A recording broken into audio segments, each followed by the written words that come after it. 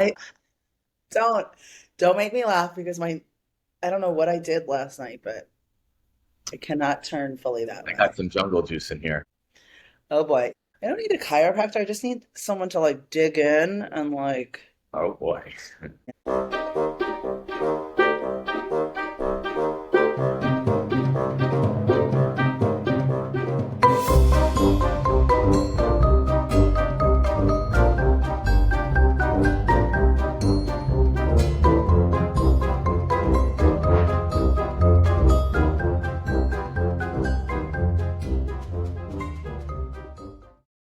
okay, how are we Welcome back. feeling? Oh, this I is know our first time back since your vacation. my vacay was honestly amazing. We started out in London and I got to see one of my friends in her beautiful home. Got to do a proper British English garden party, which was interesting. 40.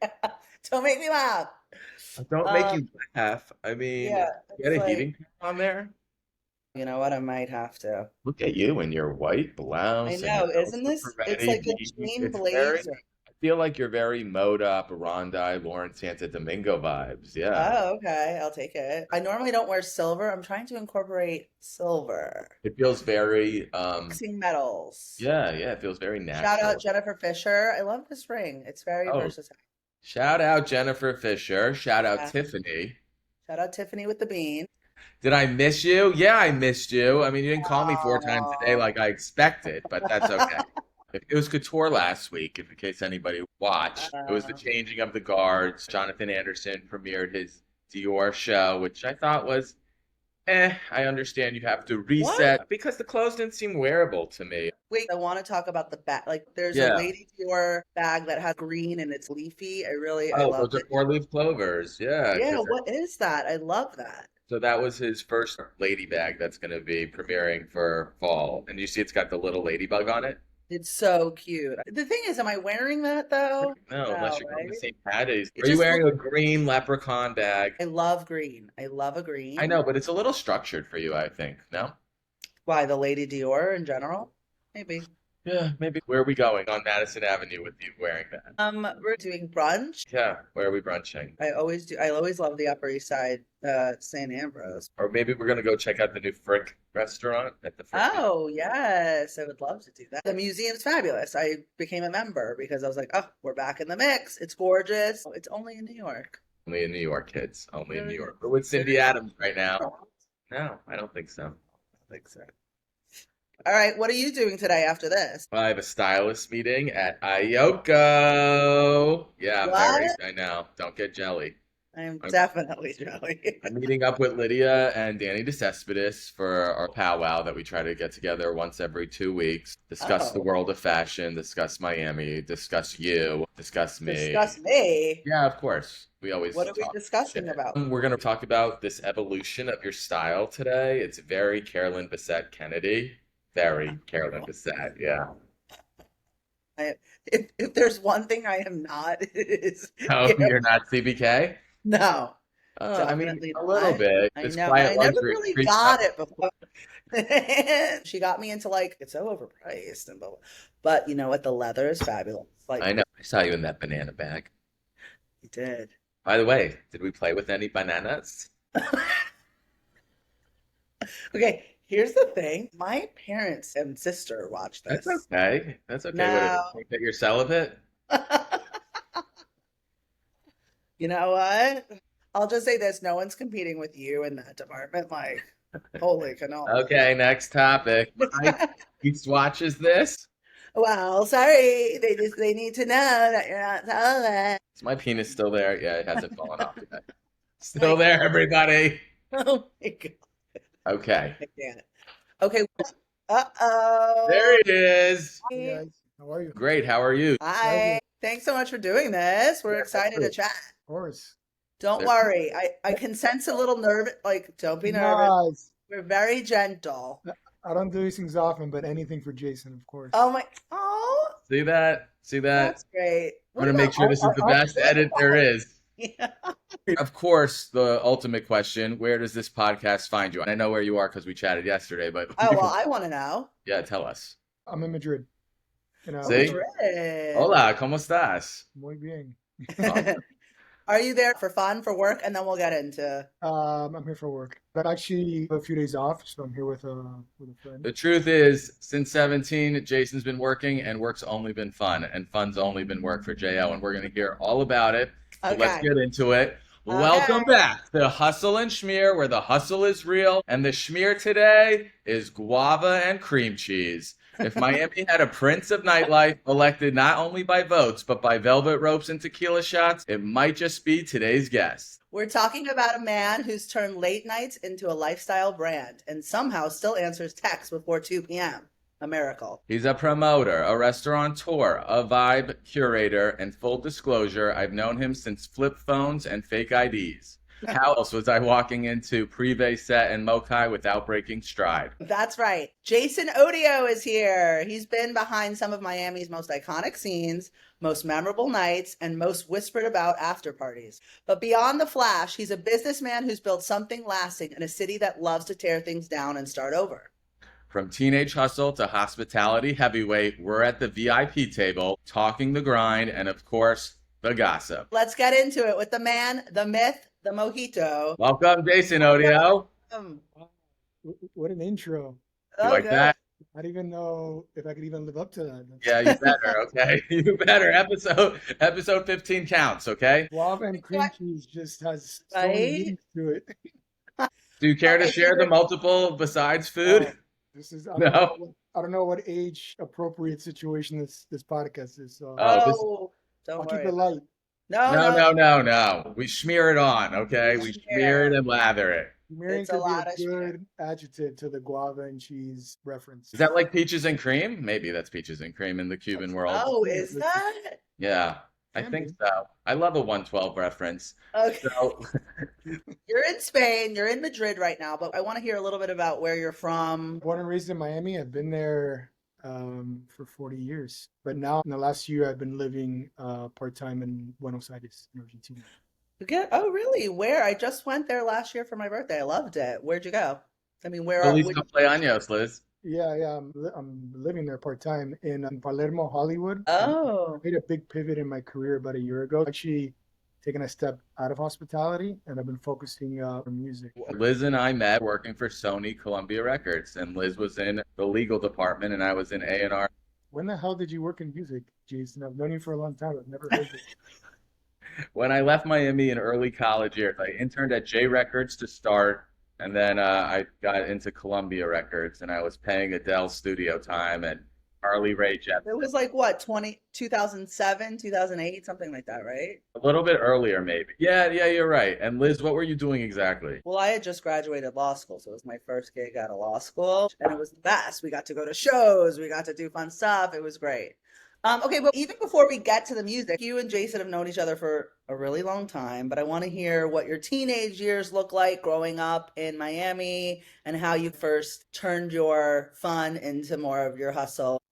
I've kind of had like a bit of a Forrest Gump approach to things where things kind of just fell on my lap. I'd like to say I'm opportunistic, and my dad being a single father, my parents divorced at an early age. My dad went the extreme bachelor route after divorcing from my mom, and was very involved in the nightlife scene when I was very young.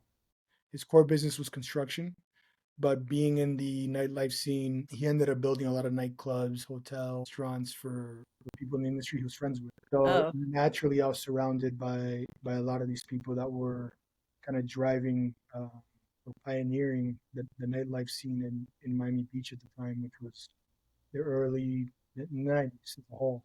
90s. Which a lot of people say those were the golden era of nightlife, or at least what set the tone for the future generation. I like to say I kind of fell in right in between that 90s golden era, let's call it, or what began the nightlife in Miami, and to what it is now, which is a little bit more of a watered down version. And I think it has a lot to do with, the new generation, cell phone, social media. I think we were able to enjoy that last special era of nightlife where people went out, had a good time. They didn't care about posting.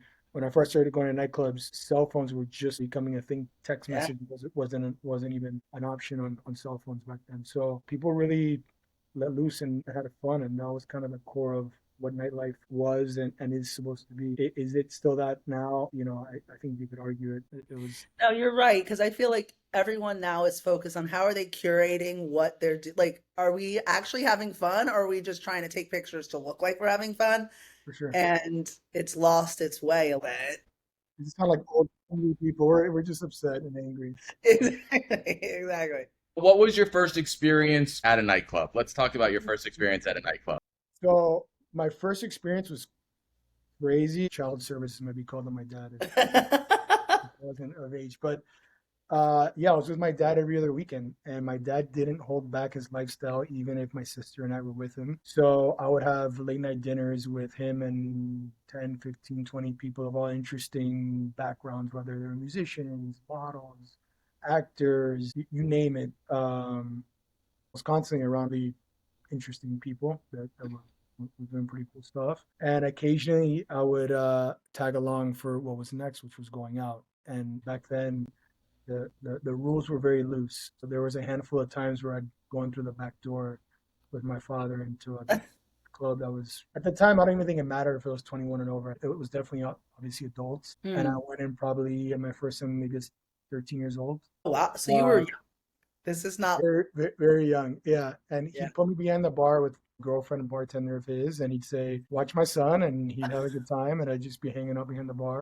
That was my first couple of experiences in a club. I saw some things I probably shouldn't have seen, which on the flip side was good because I instantly saw things that I saw were a problem for people at a early age, even within my family and being exposed to these things at an early age. So I was able to grow up quickly and realize that certain things could lead down a bad path, and I think that's what led to me having some success in my life was I knew what to stay away from, whether it was drugs or excessive drinking, or getting caught up in whatever nightlife brings with it.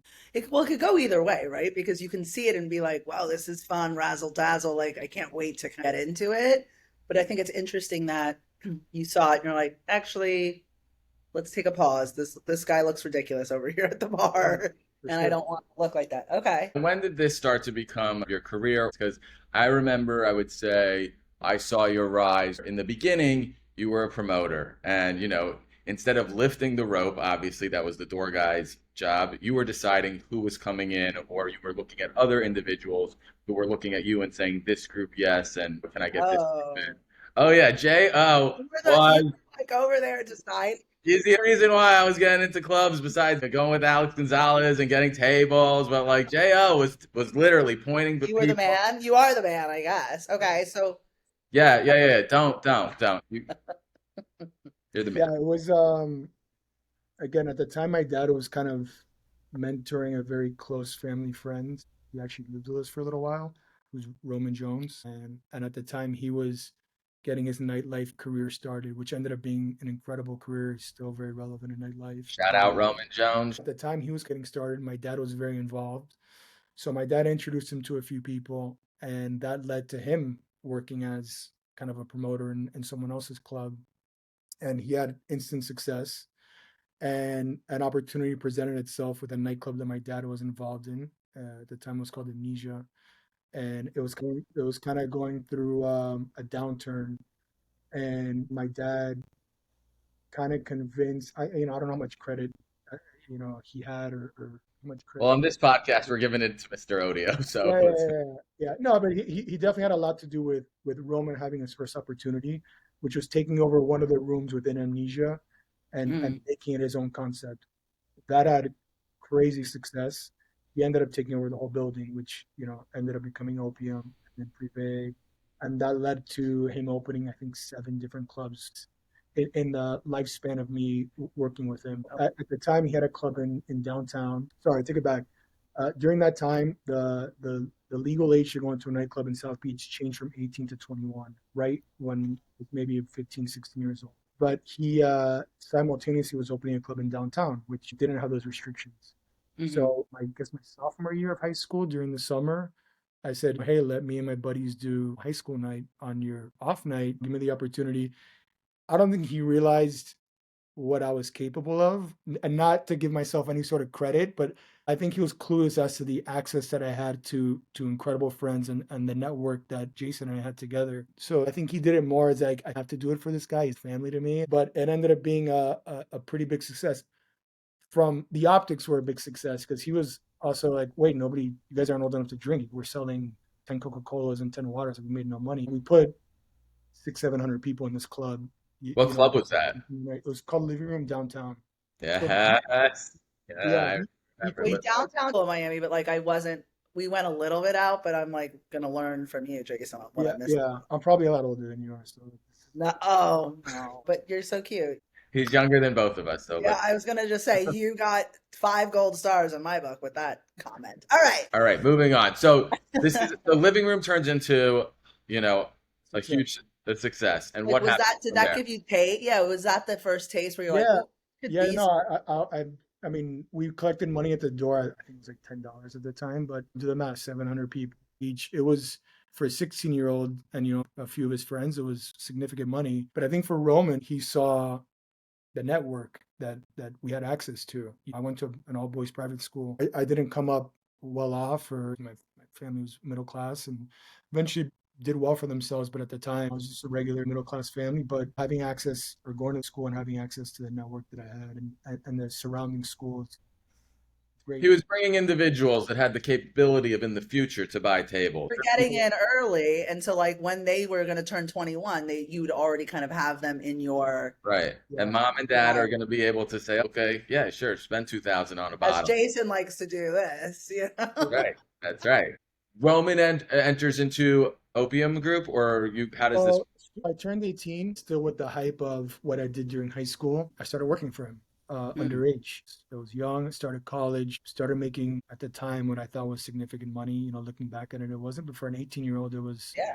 significant money. And I kind of let college go to the wayside because I I just thought have to I had ask, it. how do you do both at that No, I didn't. I didn't. At the time, I was like, I got it all figured out. I'm rich. Who needs college? Like, I'm set. Yeah, but you're learning a tremendous amount, aren't you Like, not? things you wouldn't learn, even if you go to hospitality, like what Cornell or something has that hospitality group, you're not learning the same thing as you are on the ground.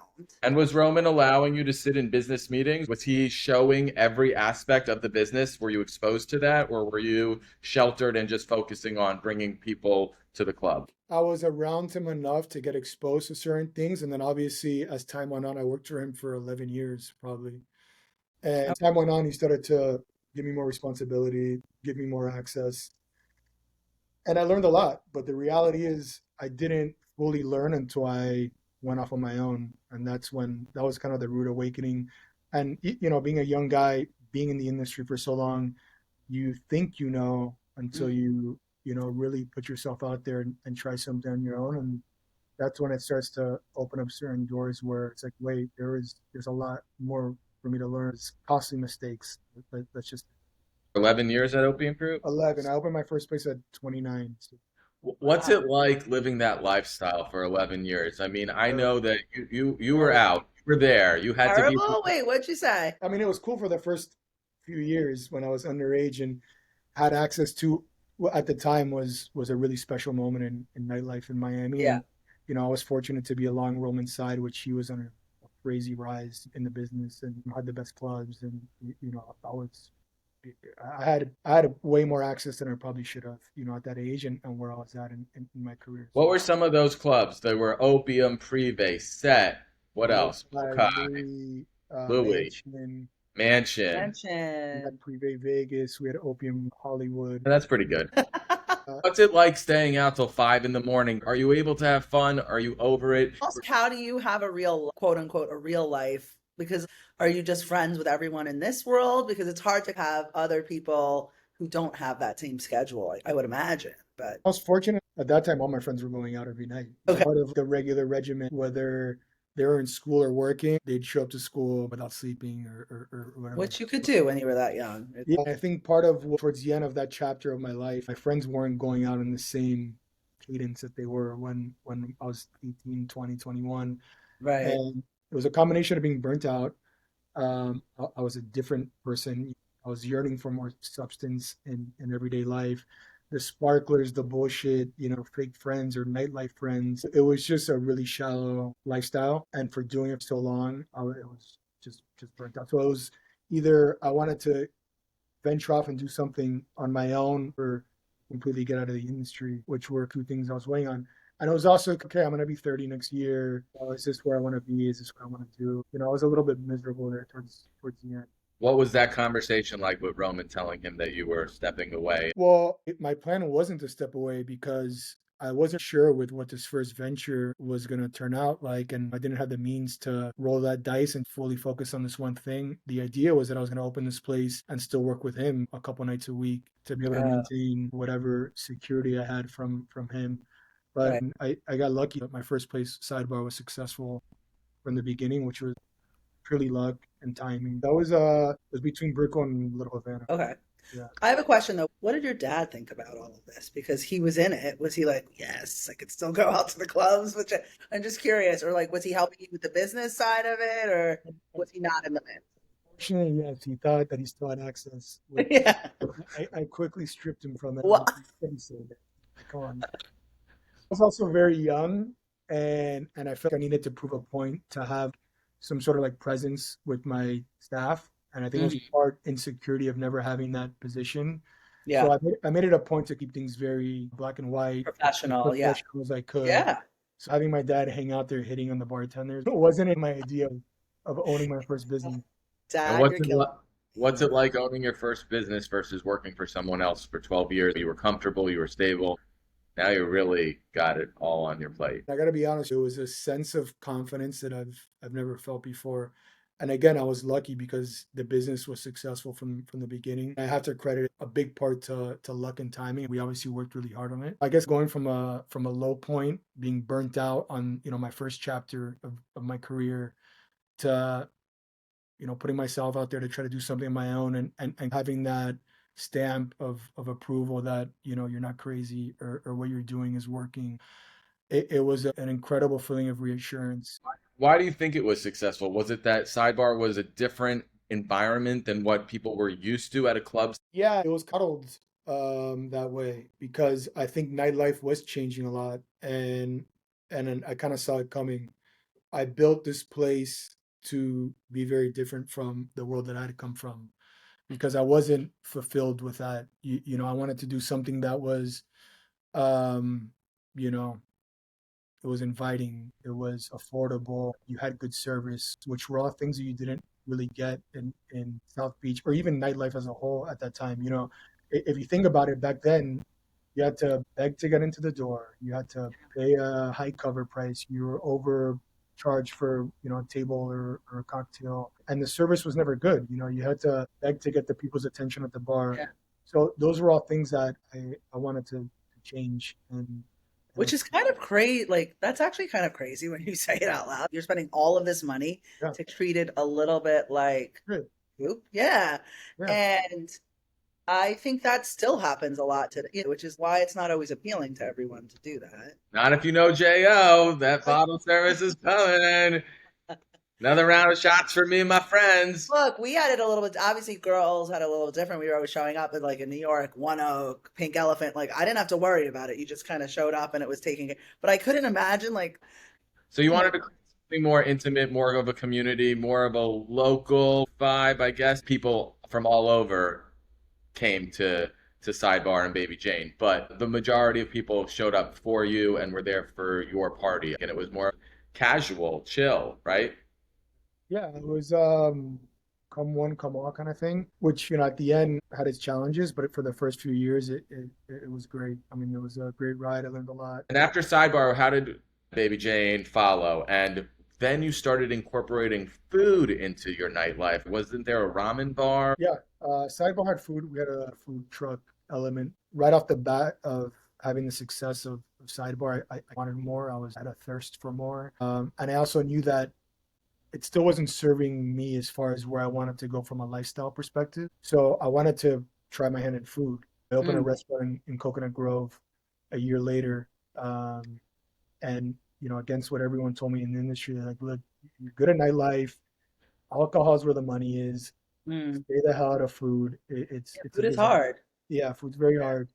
But for me, I wanted to prove that I wasn't a one-trick pony, and could expand my hospitality knowledge or portfolio or whatever it might be. So me being hard-headed and ambitious, I opened this restaurant. Again, huge learning curve, and that was a challenging point. What's it like raising money? I mean, I've done it. I've raised money for the kingdom. It's not easy. But in your perspective, what's it like pitching, saying you have an idea, going to friends, going to family, going to random strangers that you met at a club 5 years ago?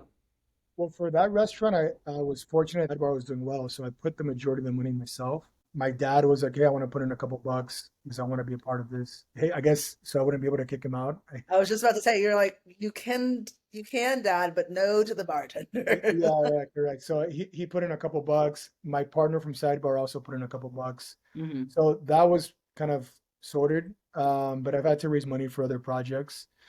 And I think when it comes to hospitality, we all know it's a risky business.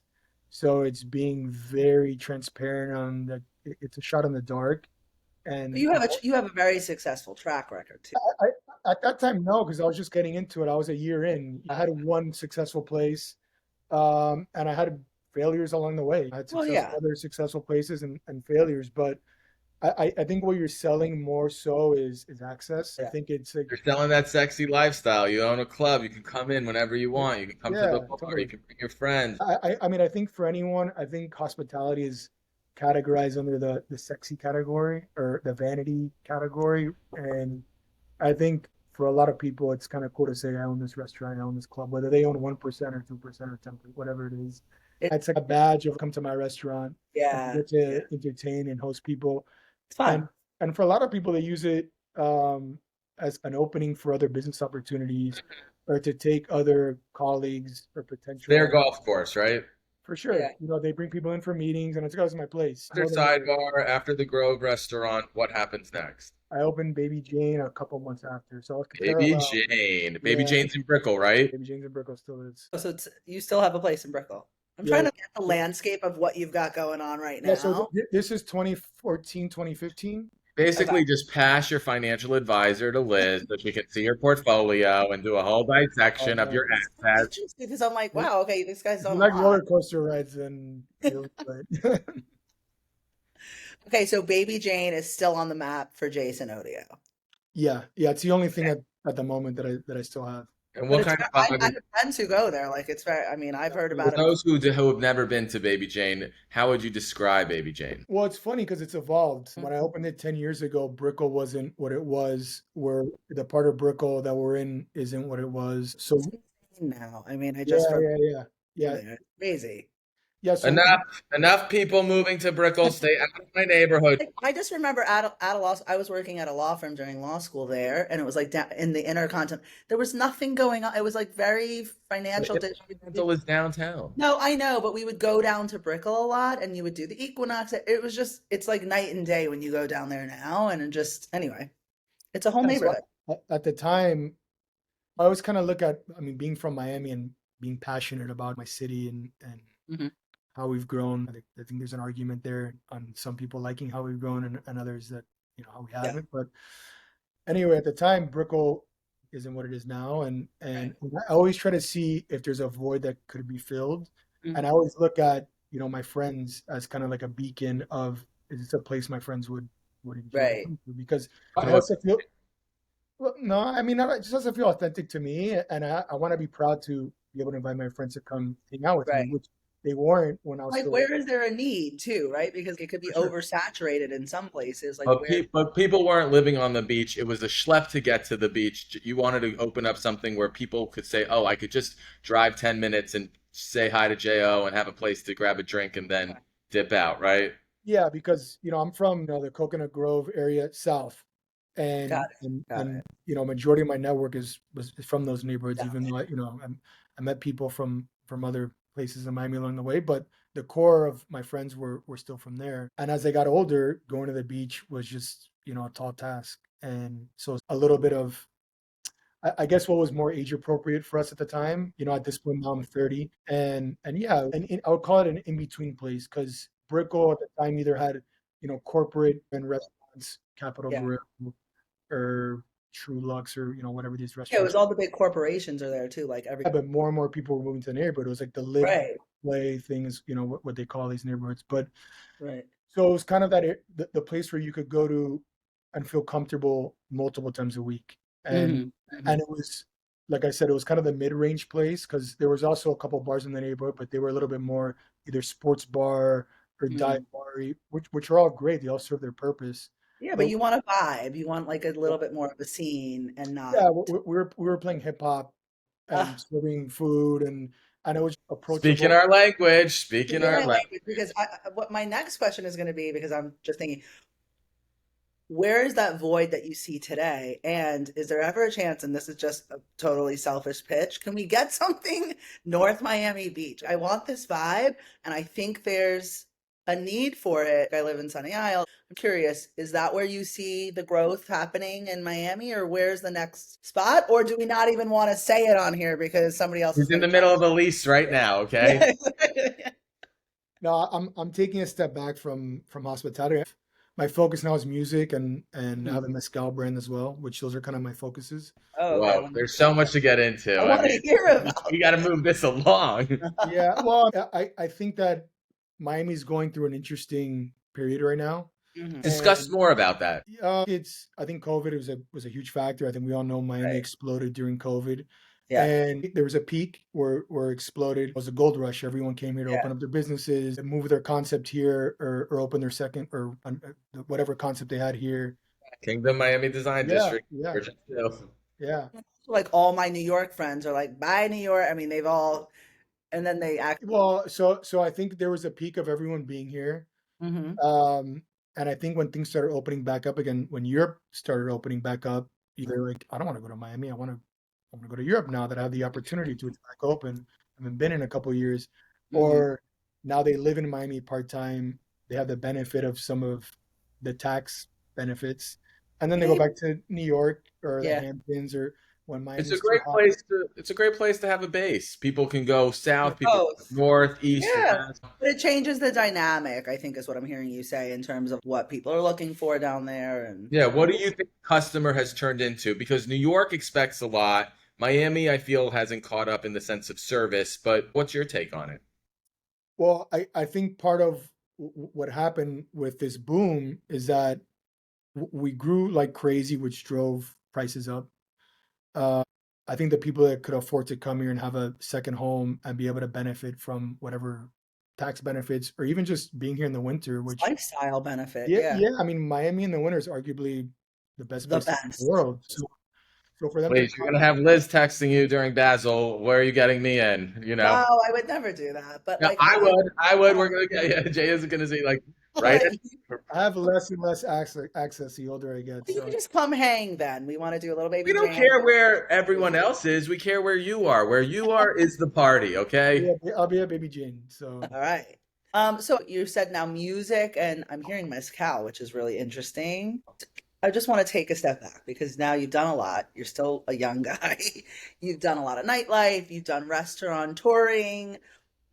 What's your biggest lesson out of all of this? And then I want to hear a little bit about, we can get into the music and the mezcal, but then I want to get into a little bit about your life. AKA, we're gonna know about some personal biz.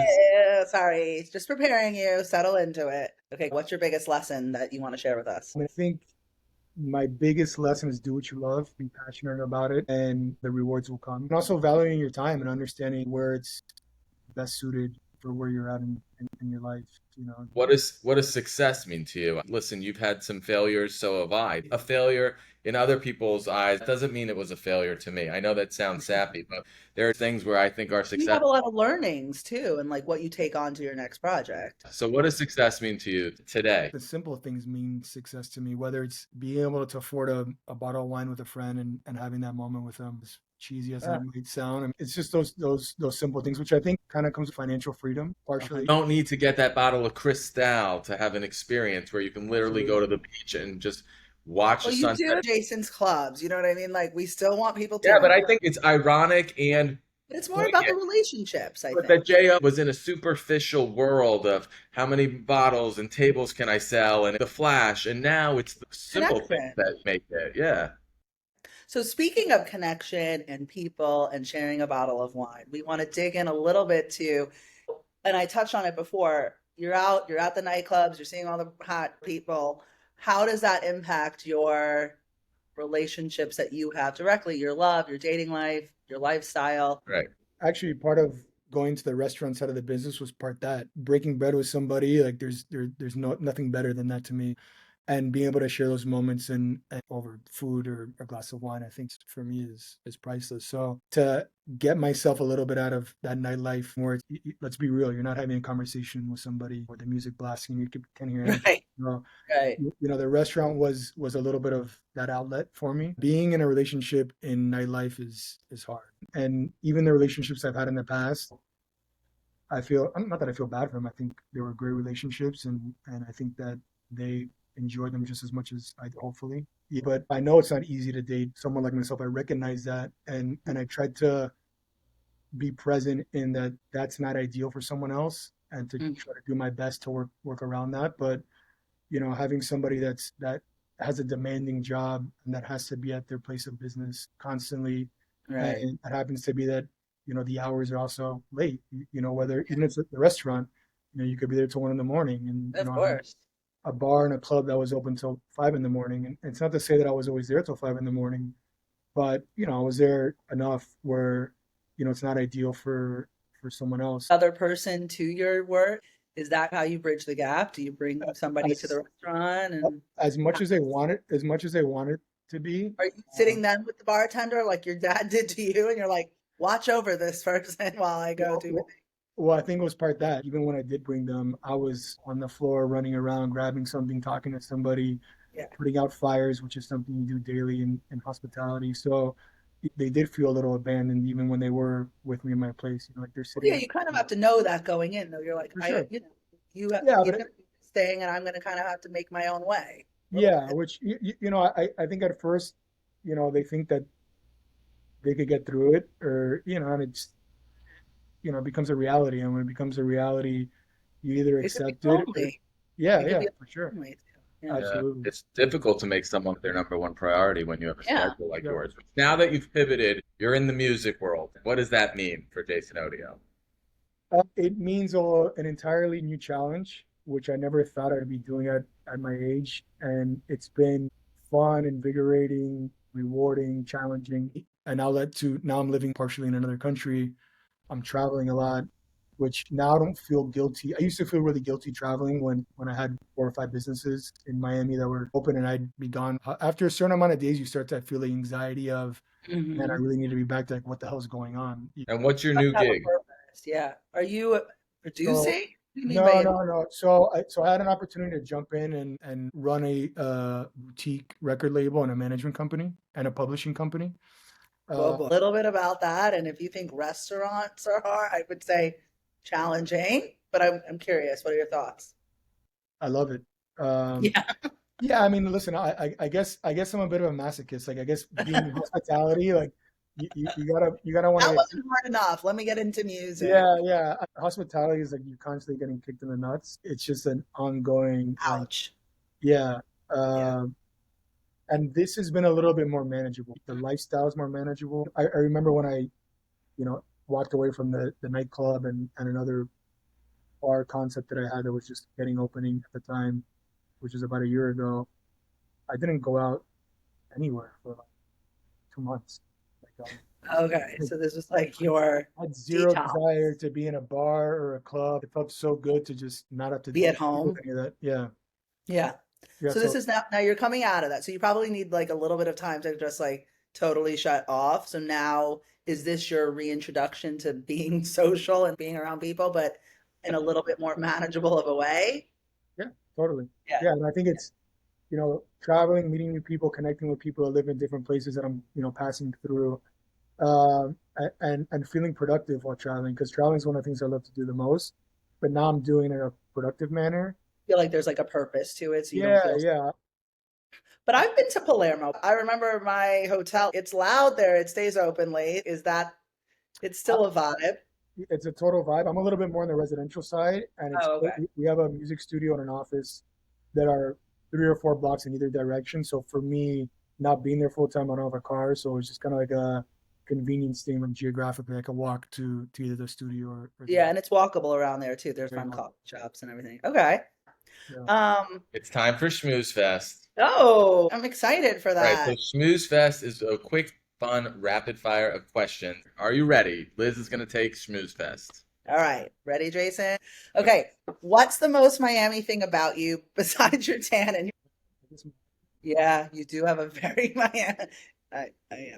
I hate to hear the sound of my voice. I mean, What? I love literally it. put in this Oh, out. It's like it's the worst. it's Miami. It's very Miami. It's Very great. Miami. We love it. Next question.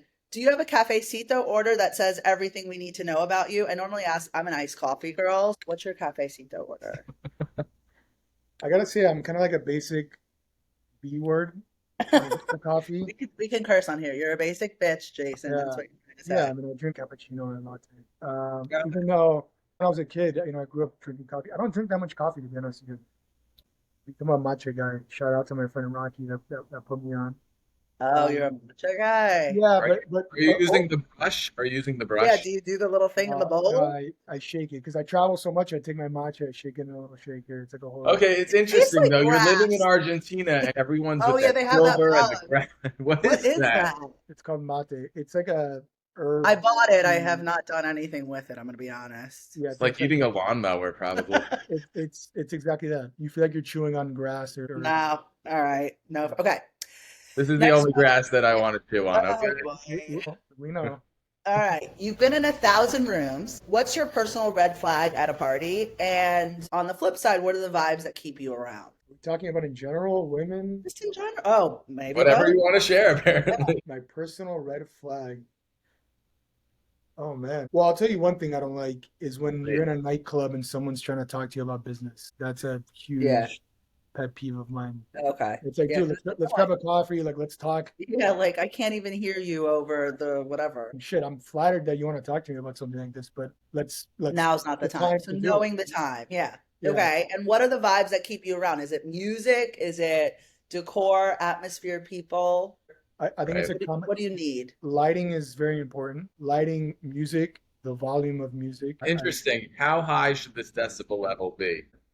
I think you want to be able to hear someone talking, but the music's loud enough for the person next to you isn't eavesdropping. You're having an intimate conversation. But yeah, There's a lot that goes into That's it. number I agree with 38 you. in my But car, lighting, everyone. Number 38 in my car level. but oh God, jeez, your OCD is on that. But the lighting is so crucial. You want to look cute, but you want it to be dark enough, not too dark, but you don't want. Sometimes they do lighting is get it terrible. great, and then it's the bright lights, and you're like, oh, this is not a vibe. Okay.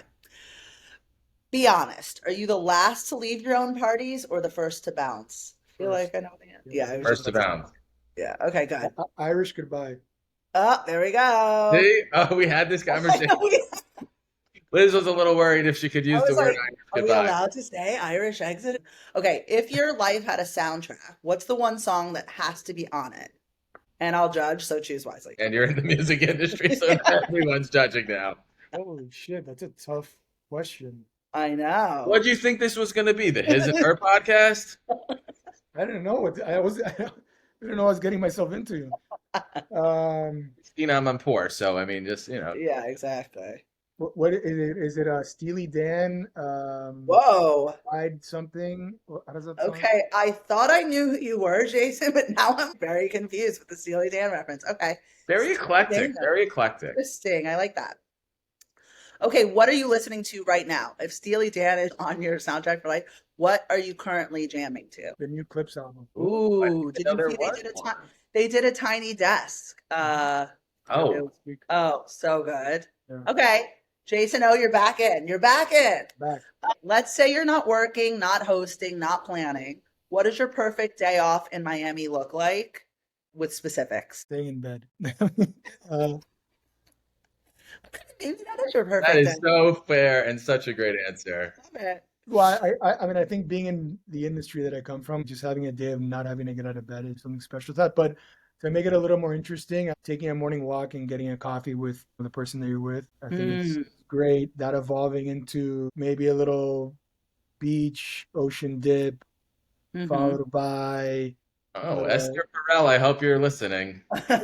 Oh my God, we're gonna have so many people listening who are gonna be, oh, Jason. Oh. Okay.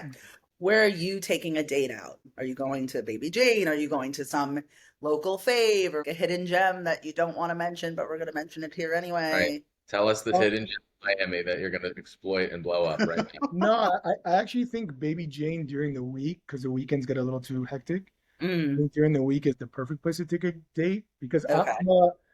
I'm I love dining out. I love high-end dining. I like all sorts of dining. But I think taking somebody to like an obvious fancy restaurant on a first date It's a is little cheese. corny. I'd rather go Yeah. to an intimate eatery where it has fantastic food that's dimly lit, has a candle, you could drink a bottle of wine and Hmm. enjoy that and enjoy each other and not be bothered by the noise around you. I think Mm, is yeah. important. Okay. Baby Jane during the week is what I'm hearing. All right, Cheers, Jason. man. Now we have a little game of this or that. Nothing too complicated. Are you ready? Wynwood or South Beach? 10 years ago, I'd say Wynwood, and now I'll say South Beach. Mm. How hip hop or reggaeton anthems till sunrise? Hip hop, always.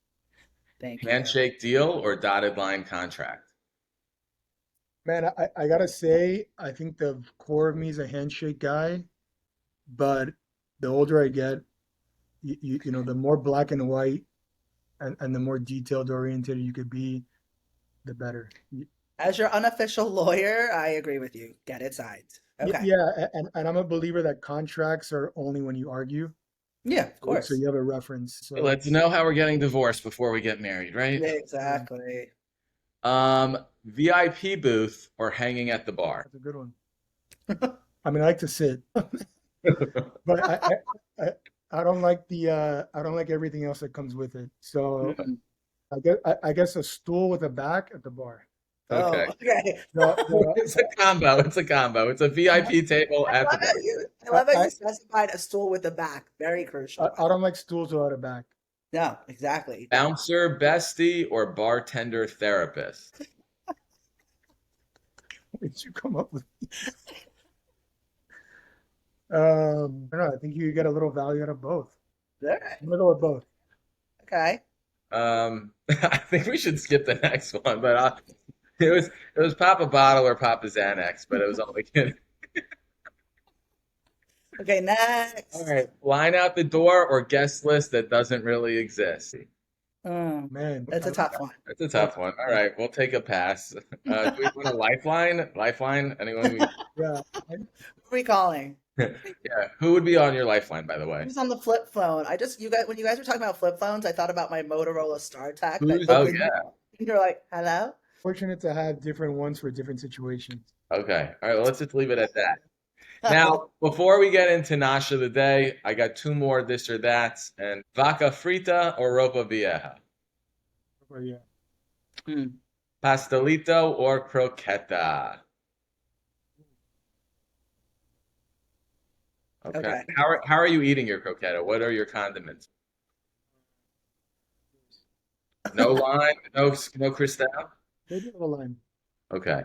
Light. With a little The lime. judgment, Jason Salstein on Well, that. I'm very critical. I would imagine that he would spice Also, it up to a be little clear, we need him to say these words because the accent is okay.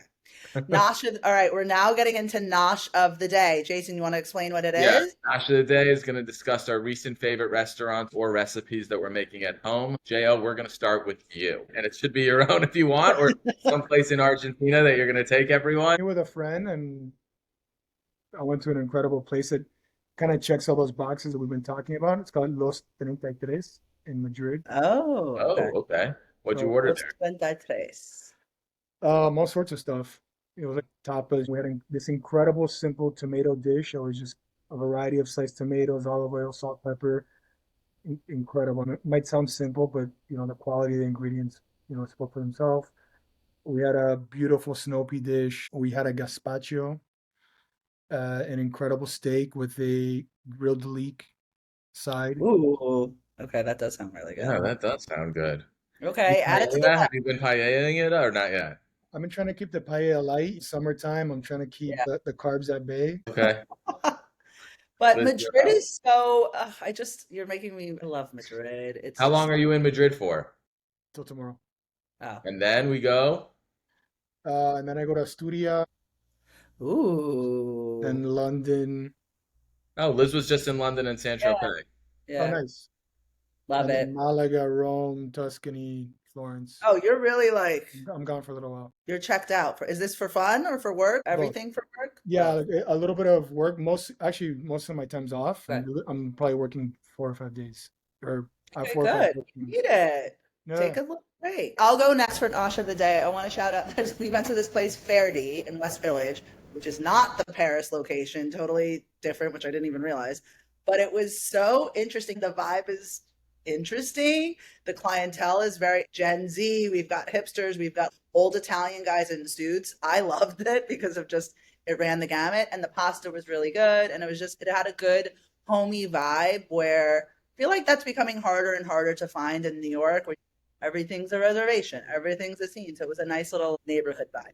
All right, Jason. How'd you What? find it? Josh is going to be a repeat from last week because I went again this week, and by far, I'm going to give it up to Mika in Coral Gables. Shout out to Matt Sapchik and Alex Perez. The food is incredible. I believe it's I want Chef to Michael White. go. Oh, it's outrageous. Before we totally finish, Nosh, we're going to ask what your bagel order is, J.O. We know you're avoiding carbs, but if you weren't, I'm kidding. I think it depends. If I'm hungover, I want breakfast bagel with like either sausage or bacon. Right? Or if I'm feeling my schmear, like a chive Yeah. situation on maybe an everything bagel or sesame bagel. Are you toasting your bagel? Yeah, of course. Gotta Are you toast those. scooping your bagel? No. Okay. thank you. Okay. I mean, if you're gonna commit, you gotta You commit. got to exactly just commit to the bit. All right, and our last segment of the day is mitzvah of the day, and I'm going to ride off J.O.'s wine and simple enjoyments. And I think a mitzvah of the day should be take someone you love to the beach or somewhere to a park and have a glass of wine or even a glass of sparkling water and just enjoy connecting and being one-on-one. Thanks everybody for joining us on this episode of Hustle and Schmear. I'm going to ask Liz and J.O. to please read us out, and don't forget to subscribe. All right. Okay, everybody, the hustle is real. And the schmear is extra. Mwah.